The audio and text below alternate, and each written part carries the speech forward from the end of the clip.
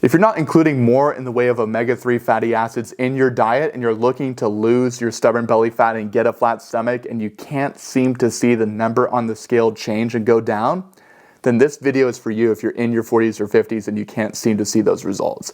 So, what are omega-3 fatty acids and how can you include them into your diet to see a flat stomach in the mirror and drop weight month after month? So let's start with that. Omega-3 fatty acids are polyunsaturated fats, and they mainly come in three forms: DHA, EPA, and ALA. ALA is mainly found in plant sources, and DHA and EPA is mainly found in animal foods. And if you've been watching this channel for a while, I'm a big promoter of consuming more in the way of animal foods for weight loss, just because you get more satiety, there's little to no insulin response that you get, and those foods are just more bioavailable. Bioavailable meaning the amount of nutrients that you can absorb of a certain food that you're about to eat. So that's the case with animal foods. And that's not the case with plant-based sources, plant-based foods.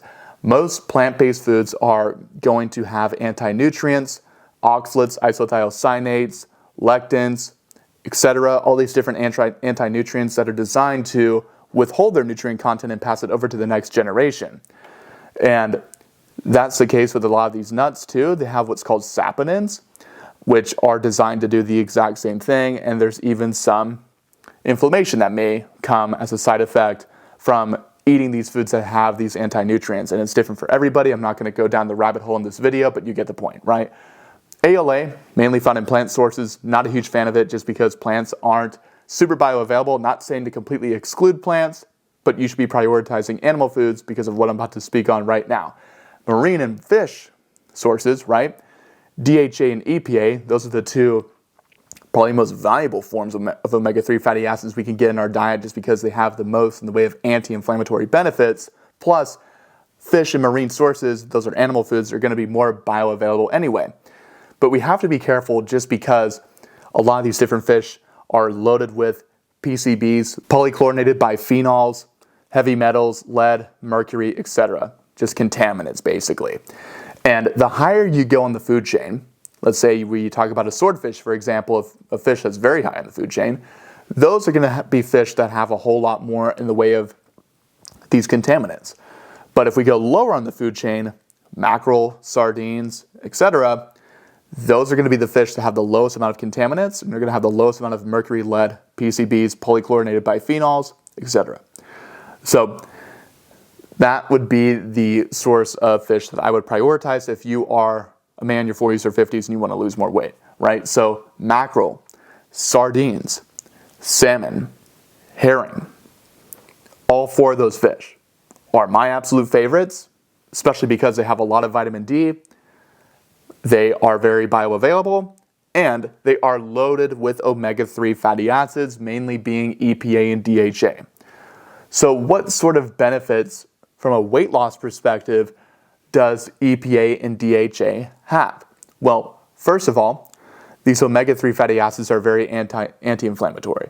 So there's plenty of research to show at this point. I could reference 1 million observational studies, 1 million RCTs even, that show that these omega-3 fatty acids are amazing for cardiovascular health, reducing joint inflammation, and weight loss even. So you can increase your probability of losing more body fat if you eat more omega-3 fatty acids. And if you've been watching this channel for a while, this is another thing I've spoken on a whole lot. If you've been watching this channel for a while, you know that eating more in the way of dietary fat is going to give you no insulin response. So let's say we were to eat nothing but omega-3s. We just stripped all the fat off of all these different fish and we just ate it. Our probability of storing body fat would literally be 0%.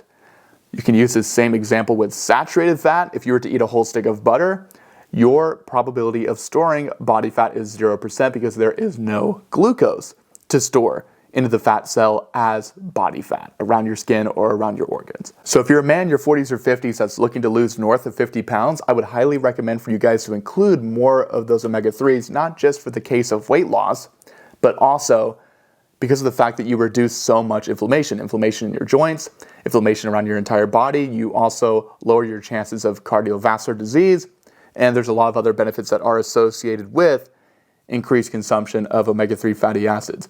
And just to clarify too, I know just to some of you that are watching this channel, right, you've been watching for a while, And just to clarify too, omega-3s are much different than omega-6. They are both polyunsaturated fats, but omega-3 fatty acids are much different. They are the fats that are going to be good for you. Those are the fats that are going to be healthy. Those are going to be the fats that have all the benefits I just listed off there. Omega-6, linoleic acid, mainly polyunsaturated fats that are commonly found in seed oils, nuts, especially nuts like almonds, peanuts, etc. Those are going to be the polyunsaturated fatty acids that are certainly going to put you in a position to store body fat if you consume too much of them and you're already somewhat metabolically unhealthy, especially if you're looking to lose north of 50 pounds. If you have a whole lot of body fat, a whole lot in the way of belly fat, you are most likely suffering from some level of metabolic syndrome, meaning your blood glucose levels are elevated, you have a whole lot in the way of body fat, and your metabolism is slow, and you have other health issues that you're currently dealing with right now. So if you are that person, I would highly recommend for you to prioritize eating more of the way of fattier cuts of fish, getting those good quality omega-3s from EPA and DHA, and excluding nuts that have a whole lot in the way of this omega-6 linoleic acid that could be potentially stored as body fat if you consume too much of it, and especially any vegetable oils, canola oil, safflower oil, sunflower oil, etc. So, quick recap, include more in the way of omega-3s, exclude omega-6. So essentially, eat more in the way of fattier cuts of fish and take out any nut that has too much omega-6, such as nuts, almonds, Brazil nuts, etc. And take out any vegetable oils too, especially if you are already suffering from some level of metabolic syndrome.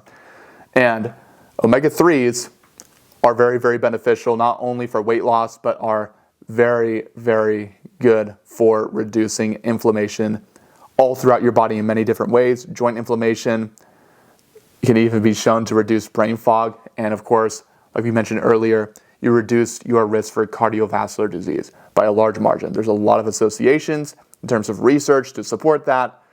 So much so that I don't have the capacity in this caption to reference 150 different observational associative studies. So that's pretty much it for this video. If you would like me to help you include more in the way of omega-3 fatty acids, more fattier cuts of fish into your diet so you can lose more weight consistently no matter where you are, traveling with your busy schedule, whether you're in Germany, whether you're in Italy, United States, you're out for work, out for lunch with your coworkers, and you need some additional accountability to lose your stubborn belly fat, then I would be more than happy to help you.